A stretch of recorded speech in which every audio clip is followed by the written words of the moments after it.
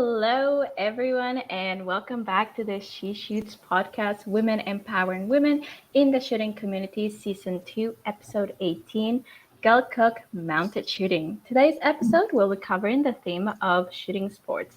My name is Regina Ruiz-Ordóñez, and I'm from the Canadian University Shooting Federation. And joining me today, as always, are Deneen Tomlin and Casey Gavinchuk from Lady Guns, and Kelly Melanson from Maple Seed Project, Empire Radio, and CCFR Women's Program. Let's start by thanking our sponsors. I'd like to thank Cabela's Canada Outdoor Fund, positively shaping the future of the outdoors. Every cent donated by rounding up at checkout goes towards helping Canadian organizations just like ours. Savage Arms, home to the Stevens single-shot rifles and shotguns. Beretta, family-owned and operated since 1526. Vortex, the best in optics, and Canada First Ammo. If you have any questions or comments throughout the show, make sure to leave them in the chat box below. Doing so will automatically enter you in the draw for today's giveaways. Today, I believe we have a She Shoots t-shirt and a Canada First Ammo prize pack, but we'll get it sorted out at the end. But there's prizes today, as always. And that's it for me. So, Deneen and Kelly, please introduce our guest today. All right. So I'm not sure if Denise's with us or not. Looks like she's struggling to get on a little bit. So what I'm going to do is I'm going to take over for her because normally she does the intros. So why don't I do that instead? And I'm just going to go and get right into it. Gail Cook. Yeah. So Gail Cook. So Gail Cook lives near Bentley, Alberta on her acreage with her partner Lee and their 3 mounted shooting horses. She got involved in mounted shooting after taking a clinic in 2008. And since then, Gail and Lee have competed in mounted shooting competitions across Canada and throughout the U.S. Gail has multiple class wins in Canada and in the U.S., including Colorado, Texas, Idaho, and Arizona. A couple of highlights from her overall ladies championship in Canada in 2014 and the Cowboy mounted shooting world class winner in Amarillo, Texas in 2015. Ooh, I'd like to hear all about that. Gail also operates her business, the Leather Loft, from her home. She's been in business for 29 years. This has made saddles, tack, leather, gun leather, chaps, and chinks.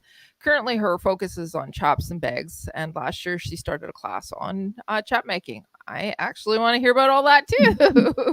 So this is super exciting. So welcome to the show, Gail. I was saying to when I was promoting on social media, it's like the trifecta. We have women, we have guns, and we have horses. Who wouldn't want to listen to this episode, right? Exactly right. Yes, it's a passion of mine for sure. Yeah. It's nice to be here, and thanks for having me. I appreciate your asking me to come on and talk about this.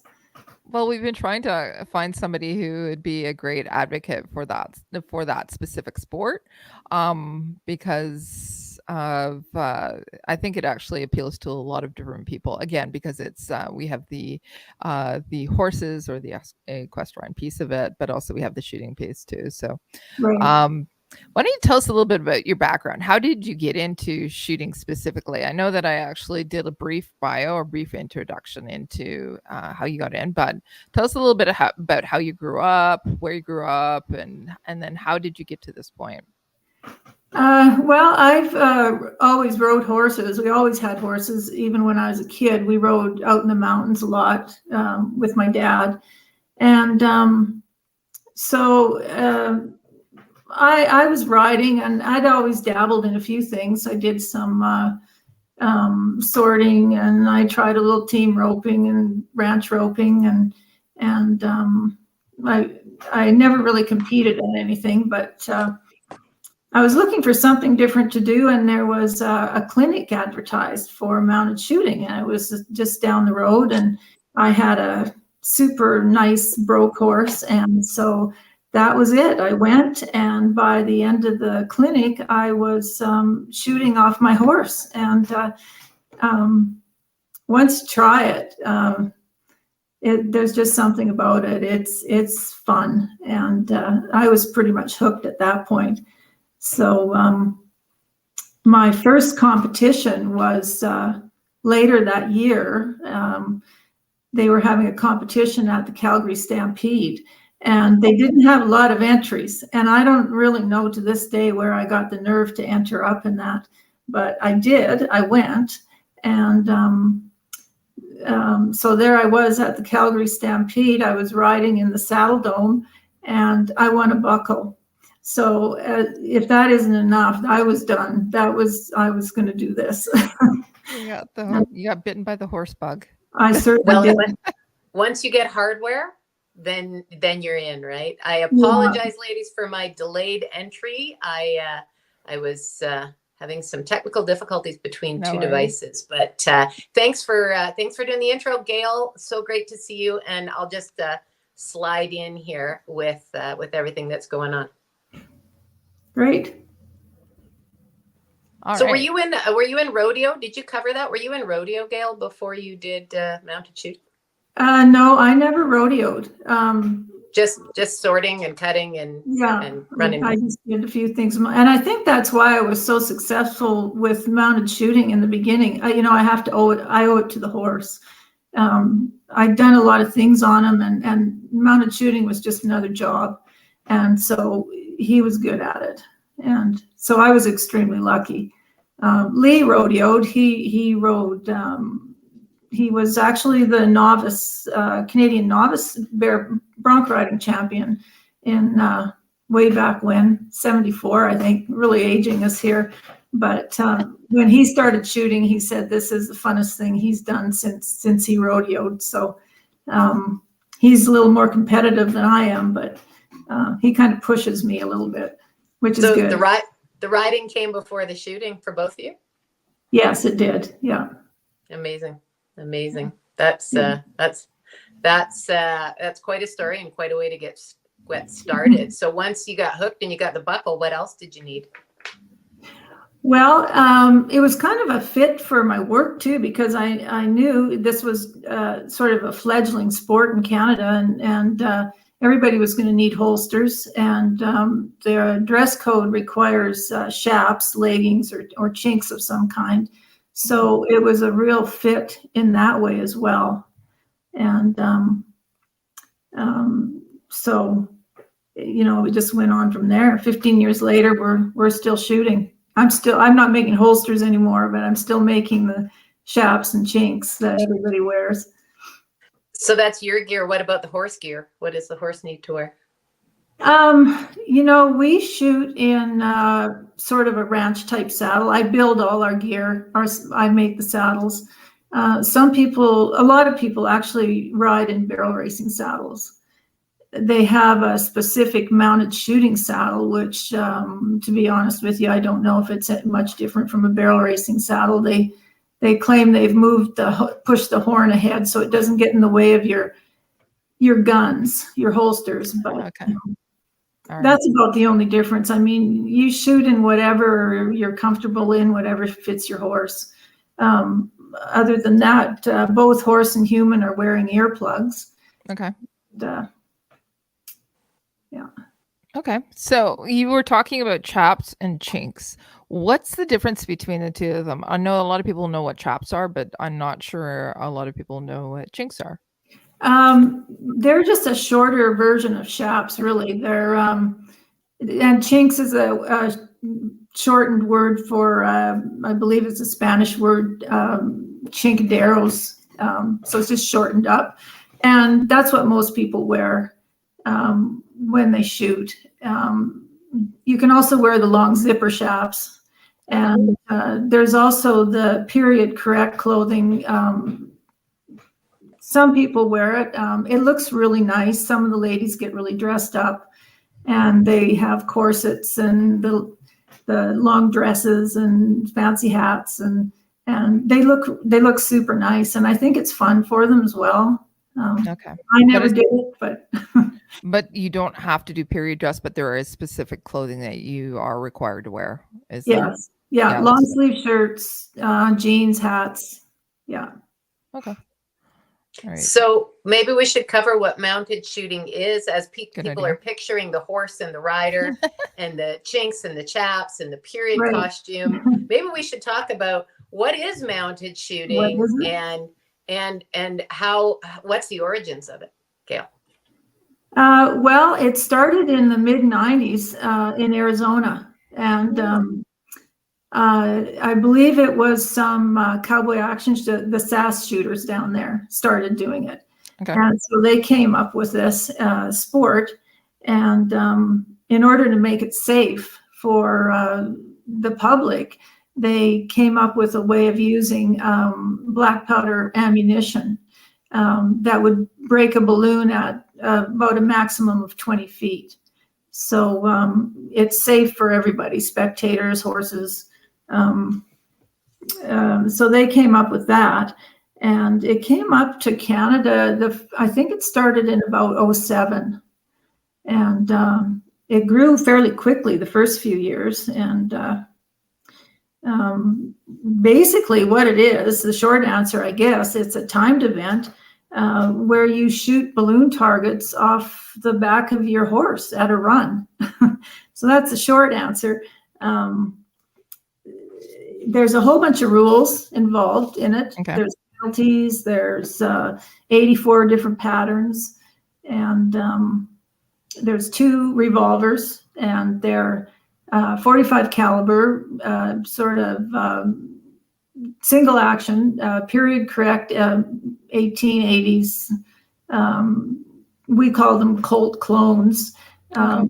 There's a few different makers. Of course, there's Colts. Lee has Colts. I have Rugers. Some people have Ubertis, Taylors. There's a few makes. And we usually go get them action jobs put on them to lighten the hammers up and just make them easier to use. Some people lower the hammers, put a wider hammer. I didn't. I kept the Colt style hammer on mine, but so that's basically it. You go out there, you shoot 5 targets, you holster, grab your other gun and shoot 5 more, and do it as fast as you can and hit all your targets. And as accurately as possible. That's how you're scored. So you draw from a holster while you're mounted and on the run, or you have it out before you start your course of fire? I don't take my gun out until I'm headed what I call downrange. Yeah. Our arenas are considered ranges. They're registered with the CFO's office in Alberta, and they're considered a range. So I don't take my gun out until I am headed down course, and we don't cock the gun until we're across the timeline. That's a lot of people get a little anxious and the adrenaline's pumping, and they might have cock their gun a little soon. But we certainly try to teach people not to cock it too soon. And safety is pretty important to us. We have out on the arena, before we go, we have a range master who will check the arena and make sure that there's nobody out there. The gates are all closed, and they'll give you the go-ahead, raise a flag, or there'll be a green light, and then you can engage the course. Okay. So you said that you use pistols. I've also seen other types of firearms used as well. Do you use rifle or shotgun? There is a rifle and a shotgun class. Mm-hmm. And the rifles are typically a 44-40 Winchester, and the shotguns are a 410 Coach gun. Okay. And so with the shotguns, you'll go out with 1 revolver, shoot 5 targets with your revolver, holster it, take your shotgun out of the scabbard, and shoot 2 clusters of balloons. And with the rifle, it's the same thing. You shoot 5 balloons with your revolver, take out your rifle, and shoot 5 balloons with your rifle. There's quite a few people doing it, but it's, I believe anyway, it's my opinion that you need another horse. It's a lot to ask of one horse to do 5 or 6 runs in one day. So if you're going to shoot rifle and shotgun, typically people will have a second horse to do it. So. Okay. So if you have a second horse, can you actually compete with both horses? You can use a different horse in the rifle shotgun. Yeah. Okay. All right. So what I mean is, yeah. Okay. Never mind. So you can bring 2 mounts to your entry for one competition? You can, and they're actually starting to integrate shoots where if you're starting a green horse, you can enter a green horse as well. You can do what they call time onlys. It just helps you get another horse started. Okay. That's actually a great question. How do you get a gun horse? How do you start a gun horse? And what is a seasoned gun horse versus a green gun horse? We started our horses. We've started 6 of them, I guess, and we started our own. Once they're broke, we just introduced them to the gunfire, and we do that with what we call practice ammunition, and Lee loads it here. And we used to use a bullwhip, but that got a little hard on the shoulder. So we now use just primers. We start with primers and we shoot behind us. And we just slowly move our hand ahead to 3 o'clock and until we're at 2 o'clock. And we do that progressively with primers and then maybe quarter loads, half loads until we're at full loads.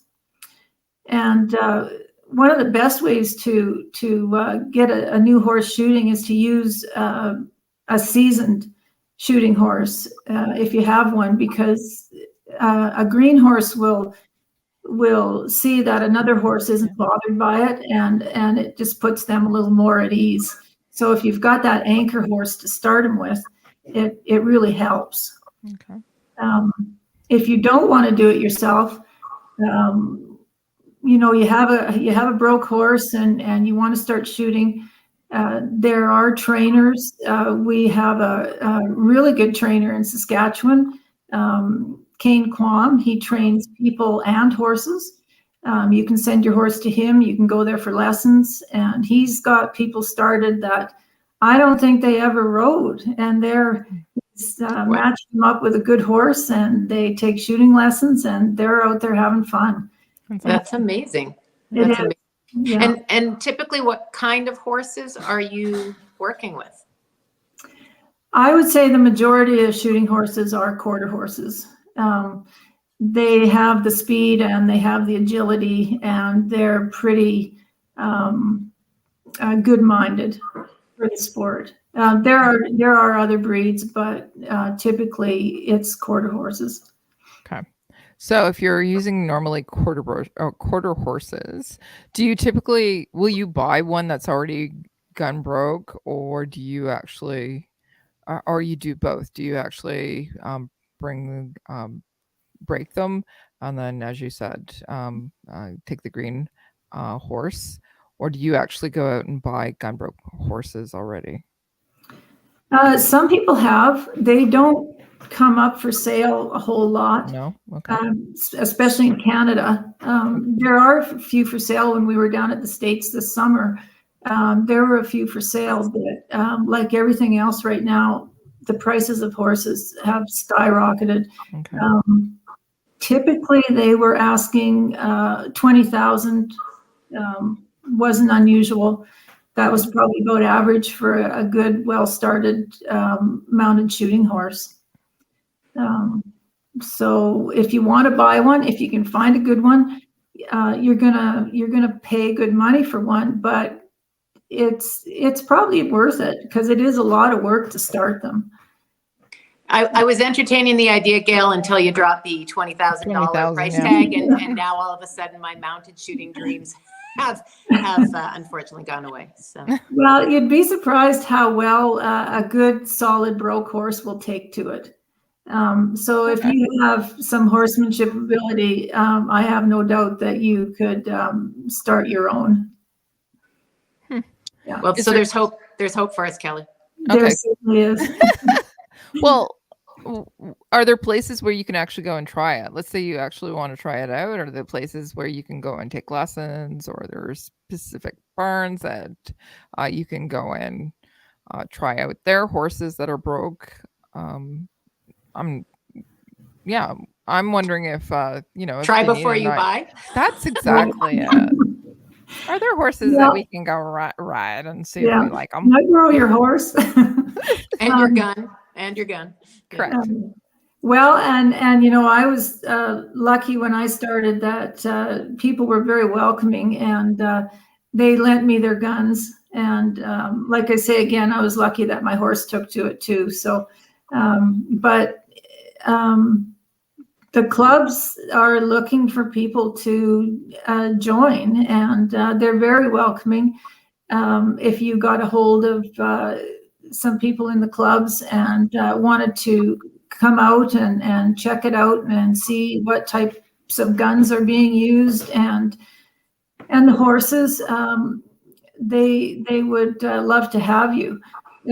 But there aren't a lot of practices going on. Things are kind of dwindling a little bit thanks to our government. And they did do practices, I think, every second week in Stettler. And you could go there. We talked to the CFO when the sport started, and he said that if somebody wanted to start mounted shooting, it was up to the clubs. They could try it one time, but then after that, they had to get an RPAL. So you can actually try it one time if a club is able to do that for you. So each competitor has to have an RPAL in order to compete. They can't be supervised, obviously, because they're on a horse that's running around. Right. Yeah. So. Okay. Yeah. So let's talk about competition. So what are some of the places that you've loved to go to compete? Are these places specifically in Canada, or it looks like you've traveled a lot with that. So let's talk about that. Where have you gone to compete, and what are some of your favorite places? Well, we competed as much as we could in Alberta. There weren't a lot of events to begin with. There weren't a lot of shooters. We were lucky to get 12 people to an event. So we first started going down to the States, I believe 2011. We went to a shoot in South Dakota, and there were 200 entries. Wow. And I mean, we were green as grass, and I was first up. Oh, okay. My hands were shaking a little bit, but it gives you a real indication of where your abilities are at when you go to some of these big events in the States. Mm-hmm. So that was our first foray into mounted shooting in the U.S. And since then we've been down quite a few times and spent a month or 6 weeks or 8 weeks. I guess the most mounted shooting goes on in Arizona and Texas. Okay. And a lot of Canadians who like to spend the winter in Arizona will take their horses and spend the winter shooting down in Arizona. So it's fun shooting down there, because there's a lot of people and because they have nice big covered arenas, and the footing is good, and you can really let your horse open up, and it's a lot of fun. Which isn't to say that the small shoots in Canada are fun too, but we get together if we have 20 or 30 shooters, and we'll have potluck after the shoot, and then the next day there'll be a big awards ceremony, and sometimes people have to dance if they move up in a class, and okay. So it's there's some good there's fun. It's fun. And people get along, and everybody wants to help one another. And, if you ever wanted to get started, you'd find lots of help. Okay. I love what you're saying, Gail, because we always talk, and on previous podcasts we've talked about, it doesn't seem to matter what sport in the shooting industry, you have a family and you support each other and you help each other, and you bring gear to back up broken gear, and you just have this great unity of like-minded people. And it sounds like mounted shooting is the same.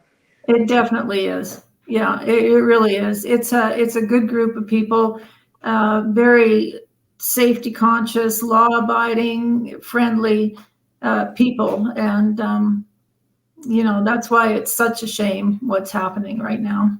So why don't we talk about that a little bit? Gail, what's happening to your sport because of C-21? What are the direct impacts, and what are you hearing people saying about the future of mounted shooting because of it?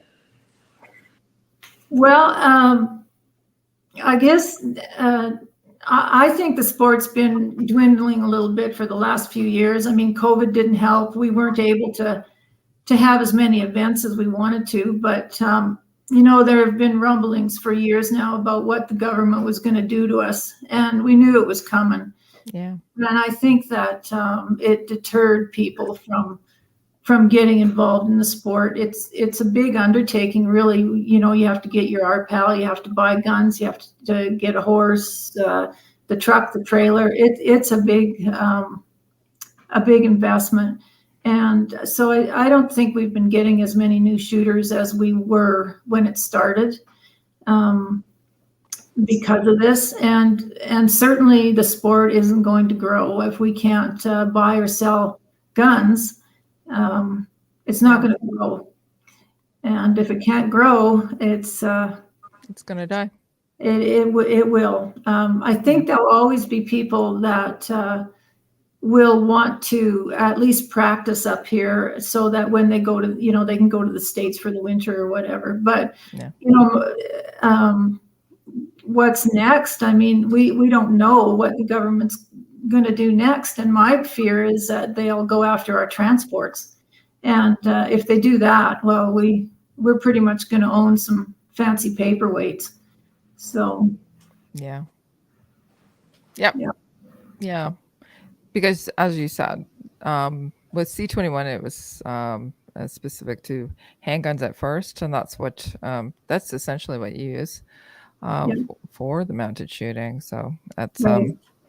It's really hard to introduce anybody to the sport if they're not able to purchase the firearms that they're going to need for. You have to have an RPAL, and certainly there's people that are willing to share, but they'd still have to have an RPAL, and who knows, what's going to happen in the future is it's looking a little grim. And the really sad part is it's so unfair. It's a small group of people that all they want to do is spend time with their horse and compete and socialize, and it's not going to help stop gun violence in any way. We've got a government that's telling the public that they're doing this for their safety, and they're just lying. It's a lie. It's simply political gain is all it is, and we're the people that are paying for it. Well, you look like somebody who is very, is a very nice lady. I think Denise, everybody that's on this podcast, or I don't think are the typical people that C-21, I think the politicians are trying to target. However, it is actually affecting us, and it's not affecting the people they're trying to target. Right. And Kelly, if I flip that, we are the poster ladies for the gun industry. We are Correct. Not only that, we are just the poster people for Correct. The gun industry. We represent so many different sports and types of firearms, and right. We're highly scrutinized. So you're absolutely right, Gail. And I think you have unanimous support in your opinion there. Absolutely. So it's hard enough to get people into new anything, and then when you can't get the tools for it, right? So yeah. But I had one question. You were talking about custom loads and hand loading for your sport. Now we're talking about traveling. Do you travel with your ammunition? And when you do your cross-border paperwork, is that it's it's self-loaded, right? So it's hand loaded. So how does that all work with going back and forth, or if you run out when you're down in the US? Well, we don't travel with ammunition. Okay. We go to events and we have to use competition ammo. The only time we reload our own ammo is for practicing at home. So we can bring back ammunition, competition ammo from the States. And in fact, that's where all the competition ammo in Canada comes from. And, but that was one of the things that the CFO was very strict about when the sport started, is that we do not travel with live ammo. And we don't bring our own ammo to competitions. So we're usually not traveling with any ammo at all. Mm-hmm. Oh, thank you for sharing that. That's a big differentiator. I know in competitions and events when I've traveled, I'm using firearms, live fire. I'm taking my ammunition across the border legally, but yeah, it's interesting to know that yours is provided once you get down there. So. Yeah. They have to, it has to be equally loaded for everybody. And so that's just a way to ensure that there isn't just a little more grains of powder in somebody's that might reach a few more feet. Makes sense. So it is specific. It is a special type of ammo. It's black powder blanks. Yeah. It's a brass cartridge that's crimped on the end. There's no projectiles in it. So it's pretty safe. Okay.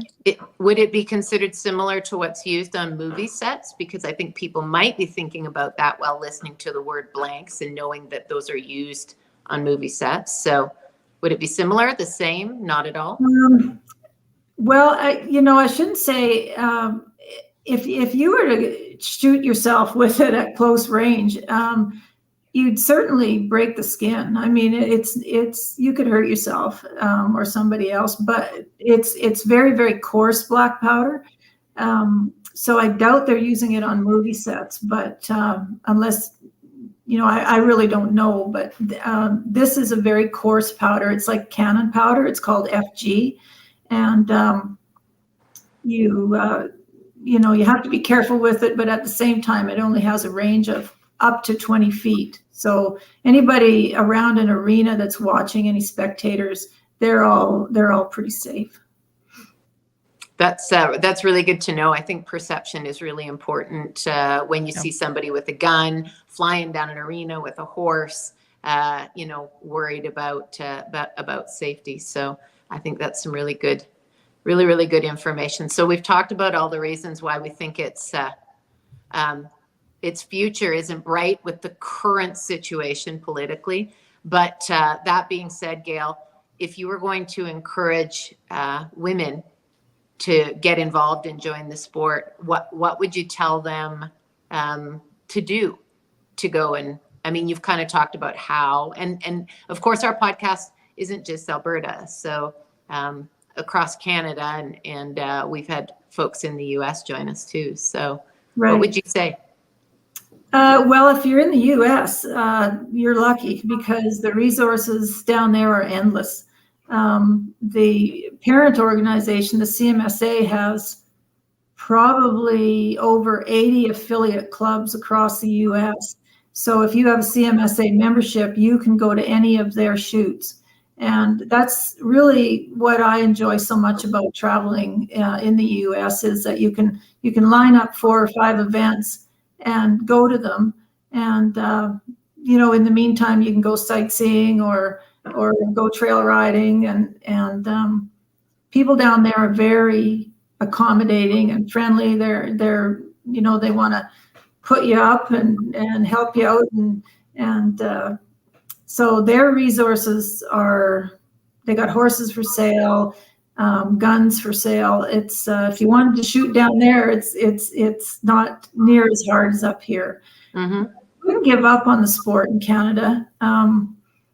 I know, like I say, if you've got an RPAL, you can still get an RPAL from what I understand. And, there's always people willing to share guns. It's of course much easier to get started if you have some horsemanship skills or you have a horse. But like I say,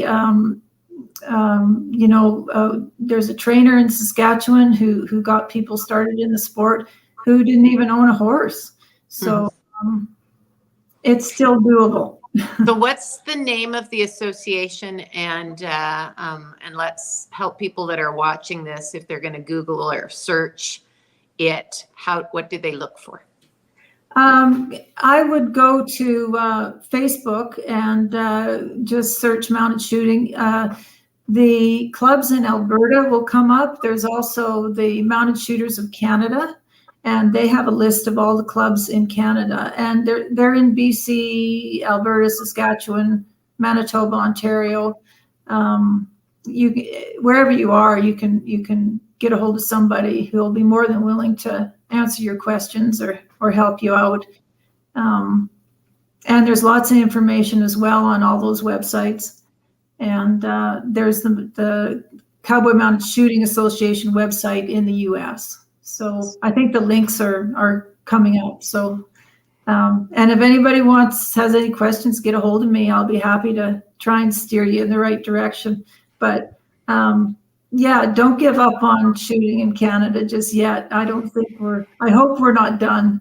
I hope we're not done either. I think that if we can get people out and having people like you on spreading the message as well. Again, I think it's perfect. You have girls, guns, and you have horses. Yes. Like, I grew up with horses and now I have guns, and it's just like, I think it's the perfect combination. Yeah. So we ask a lot of those horses, we're going out there and there's noise and there's smoke and there's balloons breaking and they're like us, their adrenaline is pumping and they're excited, and we're asking them to listen to us and focus on what we're asking them to do at a moment's notice. And they can't anticipate the courses because there's 84 different courses. So it's pretty amazing what they will do for you. It's a perfect partnership, right? It needs to be. Yeah. Yeah. Absolutely. That's amazing. So what is your competition schedule look like for the rest of the year? I think we have 4 more shoots in Alberta, and then the finals are in Saskatoon this year. And they do a really good job in Saskatoon. We've had it there before. I don't know how many entries they'll get. 2018 was the biggest shoot we had. We had 100 entries. And since then, like I say, the numbers have dwindled, but hopefully people will come out and support it, and we'll have a good season. Good for you. And you did a bunch of shooting down in the US earlier this year as well. So do you plan on going back? I don't think we'll go back this year.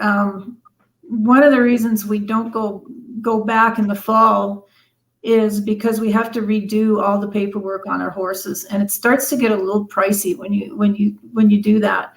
I think we'll definitely go next year. One of the shoots that's on our bucket list is in Shelbyville, Tennessee. So we'd like to go there. We left in May of this year. We weren't real ready to go, but we had our horses legged up, and we left in May, and we went to 5 shoots in Nebraska, Wyoming, and Montana, and spent a month down there this summer. So probably we won't go back this year, but next year we will. That sounds like a bit of a road trip that you've already done. So good for you. And how did it go for you? Well, we were a little rusty, but it's fun. We won a little bit. I actually entered a leather show down there on the way down, and I won more money at the leather show than I did shooting. Nice. Good for you, though. Oh, that's fantastic. And so what are you doing with leather nowadays? I was just going to say, why don't we talk about that? Because I said right at the start when we were doing your bio, I want to hear all about that. Let's talk about it. Well, like I say, I've been doing this for almost 30 years. I took a course in 93 or 4, somewhere in there at Olds College. They had a leather workers course. And so I took that, and I just started a home business, and I never looked back. It's really been you meet a nice group of people, and you can make all kinds of things. There's so many things you can make out of leather. I made about 40 some saddles, and my tree maker quit. So when he quit, I thought, well, maybe it's time for me to quit making saddles too. But I am kind of getting the itch again. But I keep really busy with chaps and chinks, and I'm making bags. And I want to. I'm 64, so I'm slowing down a little bit, and I think that I'm entitled to make the things that I want to make for a change. So, I would agree, and good for you. So making saddles, I mean, there's many kinds of saddles. Did you stick with Western and barrel racing or Western pleasure roping saddles, or did you get into the equestrian and those kind of other stock saddles? Most of the saddles I made were the working ranch saddles. Mostly what's called a wade tree. That's a tree with wood post horn used for ranching. You can rope out of them, do your, pasture work. And so they were pretty much, most of them were built for cowboys. I never made any. I did make a cutting saddle, a reining saddle, but mostly working style saddles. And is there a difference between a saddle that's for a guy and one for a lady? Well, the ladies all want to lighten them up. And my trees were not particularly light. They were sort of a heavy dutier tree, and they fit a little wider. And so a little narrow seat for women is nice. Little flatter seat for men. But, right. And so do you repair as well? So all that work that you did over all those years, do people come back for repairs and touch-ups and such? I repaired for about 10 years before I built 2 saddles, one at the school and one when I was working for a saddle maker.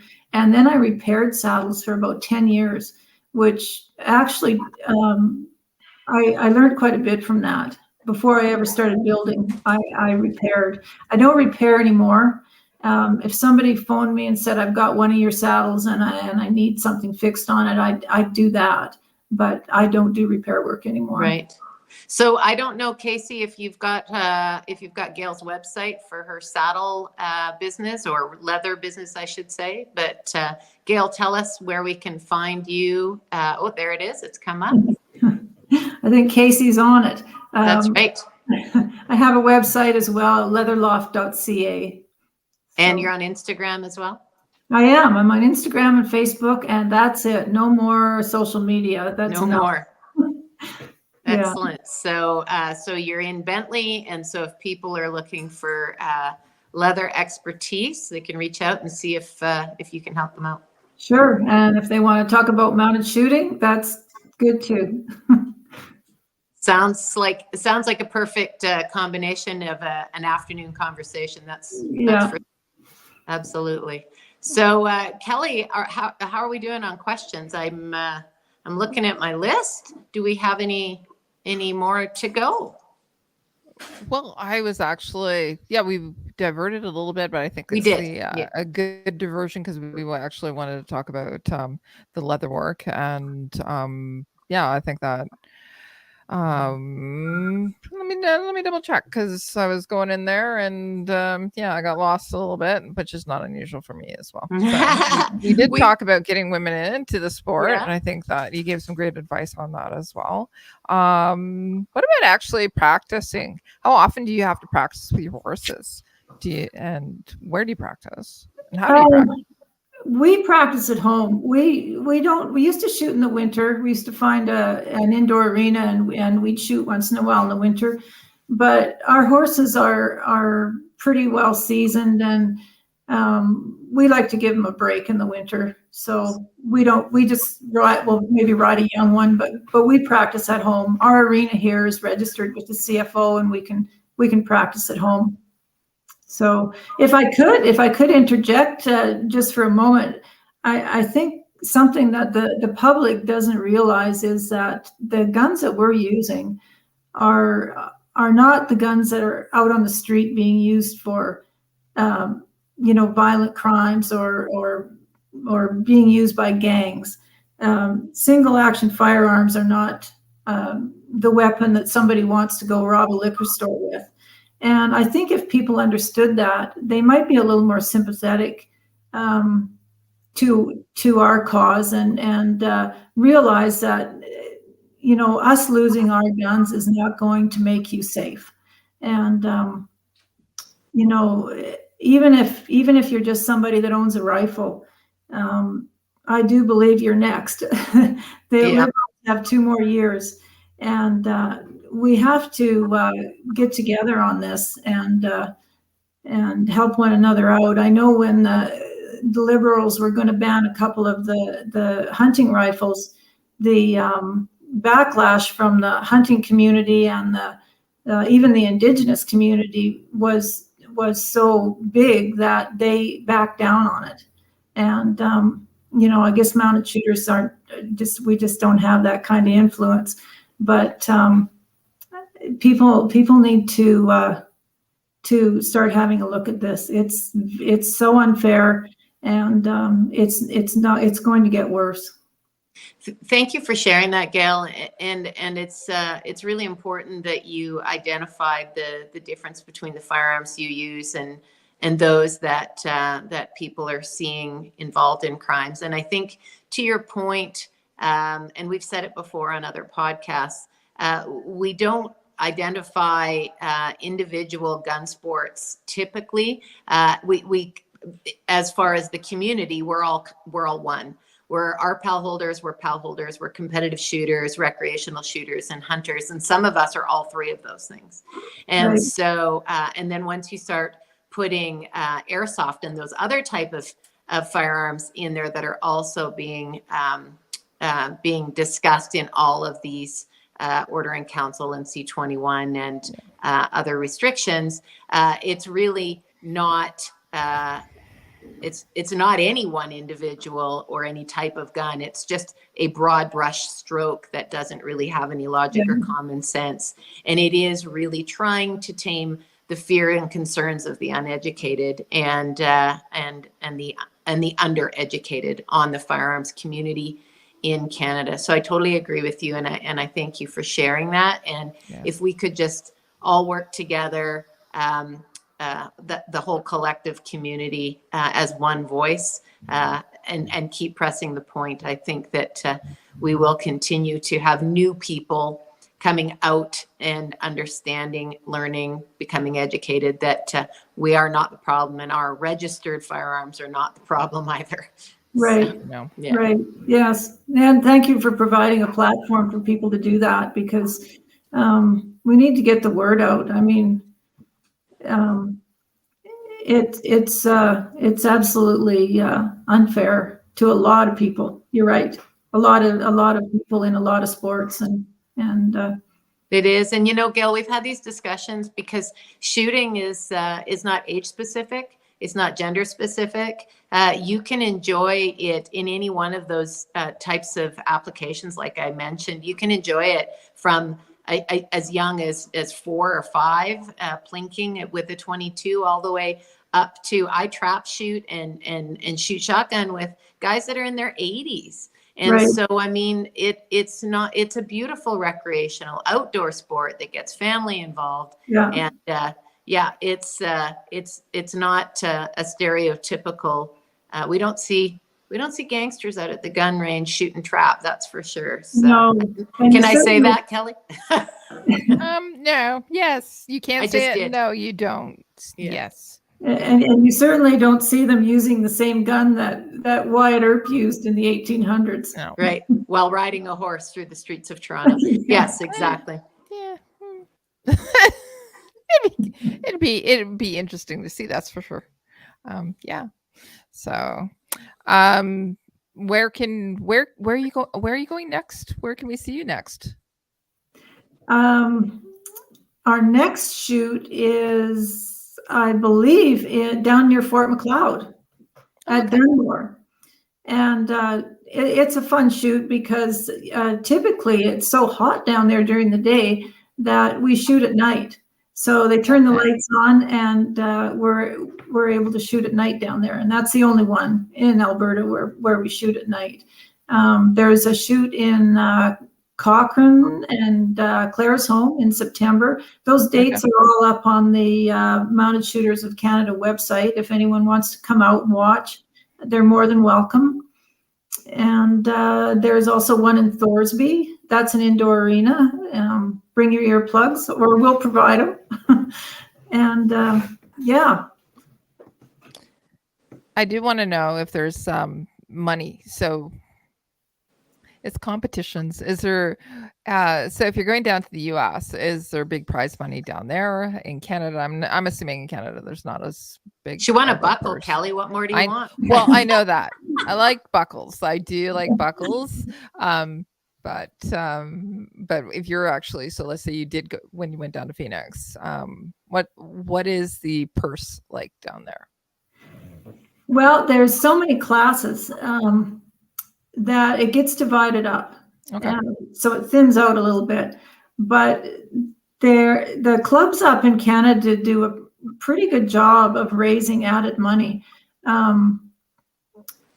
You can win, if you win your entry fee back, you're doing really well. We've had years where we were shooting good and we actually made a little money.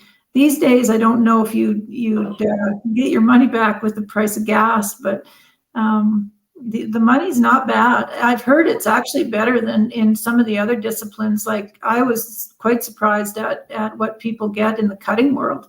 We make way more. We make way more than they do. And I give credit to the clubs and the boards who get out there and raise the added money. And what is a typical entry fee look like? And what does that get you as far as what are one course of fire or a whole weekend? They're typically a weekend, and we'll do main match is 5 stages. So we'll do 3 stages on the first day, and the next day we'll do 2 more. The price has gone up quite a bit on those, but still, I think, again, compared to other disciplines, it's still pretty good. The entry fee is usually around $200. So about $40, $50 a stage. But, I prefer that than going somewhere and just doing one run and going home. Like I say, we're there for the weekend. We socialize in the evening. We have potluck, and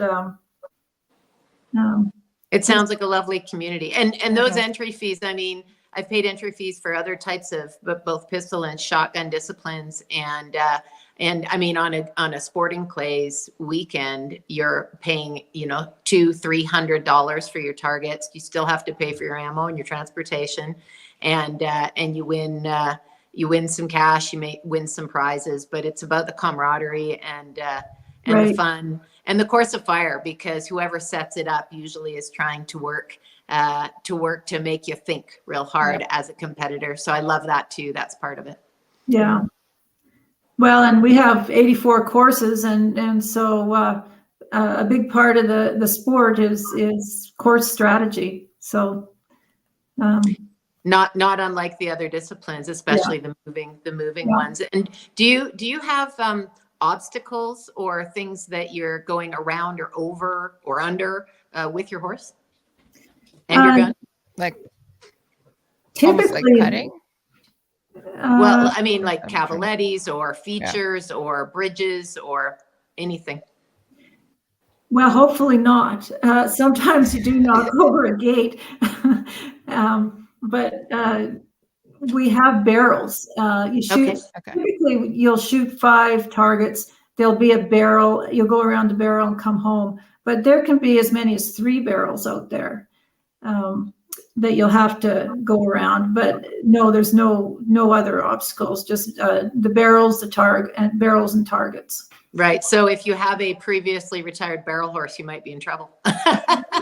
Get ahead for the barrels. They do. Actually, they'll hunt that rundown barrel because they know when they get around that, it's go home time. Right. Exactly. That's Yeah. awesome. That's fantastic. It sounds like a lot of fun, and it sounds like I need to find one of the close matches so that I can come and check it out. So it's yeah, man. I'm with Kelly. It sounds like all the best of everything put together. Yeah. With a potluck and a cold beverage to follow. That's fantastic. Yeah. And potluck. Don't forget potluck. Right? And potluck. Everybody loves potluck. You're really good. That's why I keep bringing it up. Well, potlucks are really good. So, we, Casey, it's almost approaching 9:00. I know that we have one question here that somebody has asked. Do we want to get into that question? Because it might take a little bit of a time because it's part of Gail's leather work, but it's dependent on what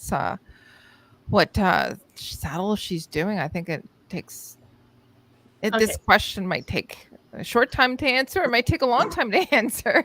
So we've got the questions from Mama Jean. Mama Jean, that's my mom, Gail. That Mama Jean, who spent a lot of time in a saddle, I might add. So. So she's asking how long it takes to make a Western saddle. It really depends on how much tooling is on it. I never got really fast at building them. Probably a very plain Western saddle, I'd be at least 2 weeks. And something with a lot of tooling, a lot of flower carving, I'd spend 4 to 6 weeks on. That still is surprising. I would have thought you've said months to me. Like I was expecting months. So that's amazing, Gail. That's truly amazing. Well, and we've got one more question from Derek. Derek Butts, and he says, this sounds like a hoot. Any idea if these events are held in the East? Yes, there is a club in Ontario, and they have a few events every year, and probably they'd be more than happy to answer any questions or invite you to practice or an event. So I would check out the Mounted Shooters of Canada website and get a hold of the Ontario Club. And there's also a shooter in Cape Breton. Okay. Fantastic. Well, and I would think that Cowboy Action and SAS and our new friends in the Cowboy reenactment, which are also riders and shooters. I think the community would grow if those were kind of moved together. And I'm sure that's where they feed off of each other anyway. So. Right. Well, I have the perfect opportunity here. Gail did supply us or provide us with a video. Oh, so wonderful. If you guys are interested, I will post that or put that up right now. Oh, yeah. This is a first for us to have a video. Oh, my. Oh, cool. Okay. That's at Amarillo, Texas. And so you go out, you have to wait for the green light, of course, before you can go. The range master is sitting there. Oh, there's the green light.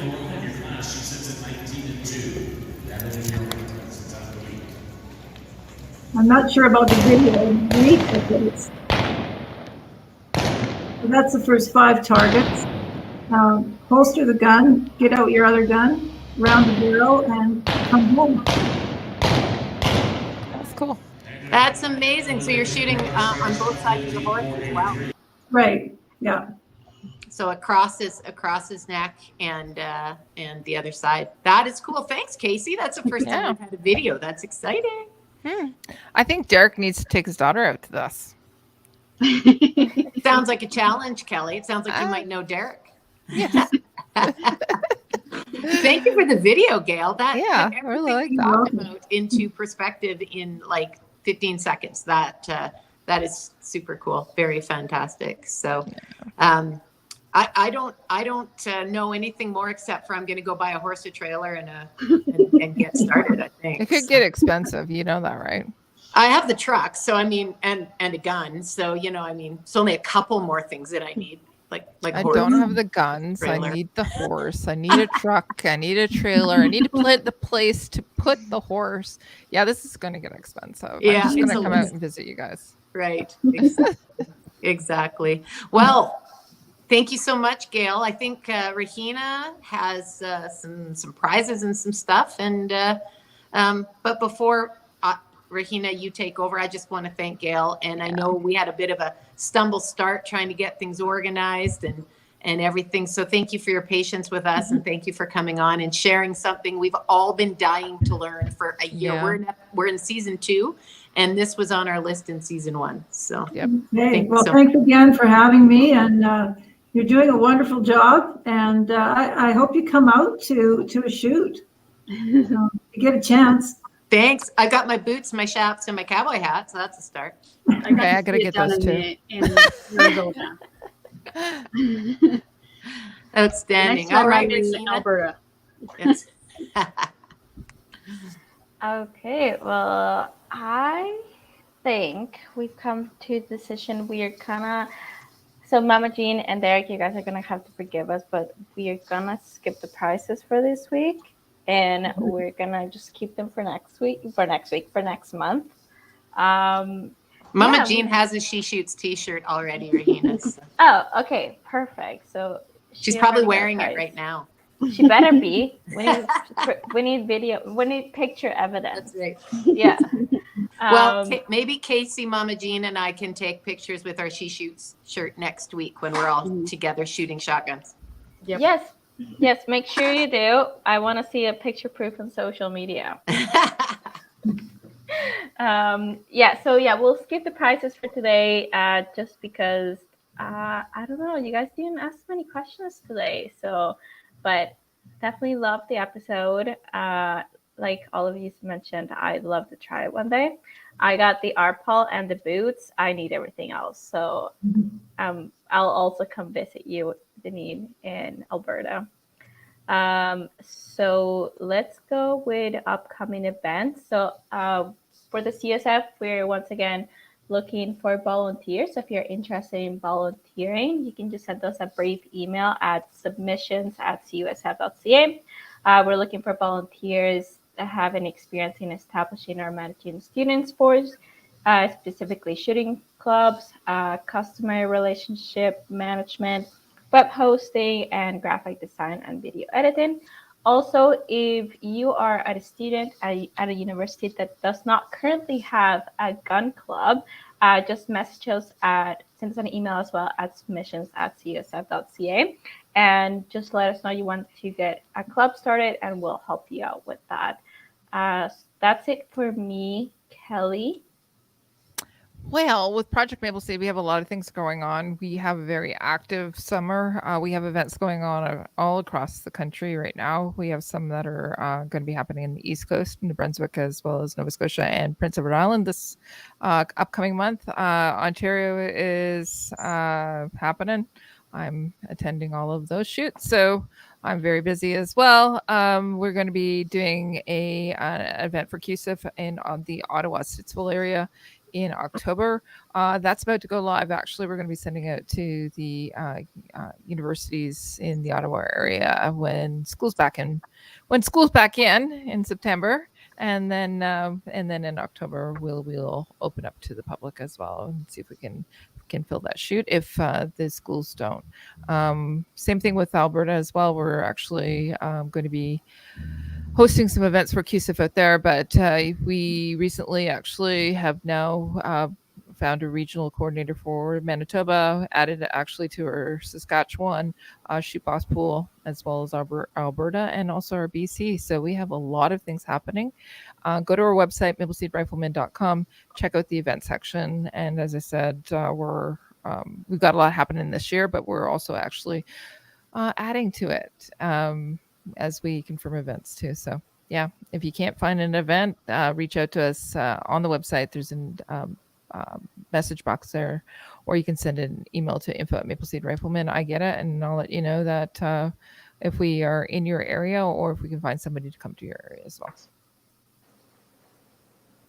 Great. Deneen, Lady Guns. Absolutely. I'll keep it brief. The most exciting thing I'm doing is going out to shoot with Casey. Casey and I haven't seen each other for a year. So, yeah, going to get out and do that. Now, I will mention that the Stampede is on in Calgary right now. And we had the Stampede Grand at Silver Willow and the Stampede shoot in DeWinton at Ahia. We've got a lot of ladies coming out to the Ahia Ladies Nights on Wednesday nights down in DeWinton at the Trap Club. And there's certainly lots of Steel Challenge and IPSC, lots of black badge courses at CDTSA and Buffalo Target Shooters Association. And there's still 3-gun matches going on. So people should check Facebook and call out to the ranges or reach out to me. And I'll be happy to point you in the direction of what's going on. But I am headed to Kamloops Friday morning. So hopefully we'll put some lead in the air and see what happens. That's awesome. Have fun. Thanks. Oh, can I ask the question about the Stampede and how'd it go? You were on the float. Stampede Parade Day was fantastic with Guns of the Golden West, and Black Bart did his absolute best and put everything together, and then ended up sick the day before and couldn't join me. So I did not share the bathtub with Black Bart, but I did share it with one of the other Guns of the Golden West fellas, and his name was Tom, and Tom and I were given microphones, and we emceed the entire parade. So it was awesome. Good. Check out my Instagram and my Facebook, and you can see videos and photos from the day with the horses, with the shooters, and with the parade people that were around us having a good time. And I'll tell you, Calgary really showed up. It's been record numbers already this year, so it's nice to see that people are getting out and back to acting like the world is a safe place to go and see people again. Awesome. So thanks for asking, Kelly. And I think welcome. I get to keep my long underwear. I'm not sure. Fingers crossed. Keep them. Okay, so I'll just go ahead and start wrapping it up then. Thanks again, Gail, for joining us tonight. It was awesome. So thanks again to Cabela's Canada Outdoor Fund, Savage Arms, Beretta, Vortex, and Canada First Ammo. If you like today's episode, please leave us a like and follow so that you don't miss out on any of our episodes. You can watch us on YouTube and Facebook, or you can listen to us on Spotify, Apple Podcasts, Google Podcasts, and iHeartRadio. If you liked our message and would like to learn more about our programs, check out our websites at CUSF.ca, ladyguns.ca, and mapleseedrifleman.com. To support us and get some additional perks, check out our membership programs. Thank you all for tuning into the She Shoots podcast, episode 18, Gail Cook Mounted Shooting. Make sure to join us on August 8th for our episode 19. It'll be same time, 5 p.m. PST, 6 p.m. MST, 8 p.m. EST. Don't know why I said all of that, but there you go, the times. We'll be posting who our guests will be, our topic, and our theme on our social media. So don't miss out. August 8th. Have a good night, everyone. Thanks, everyone. Bye. Good night.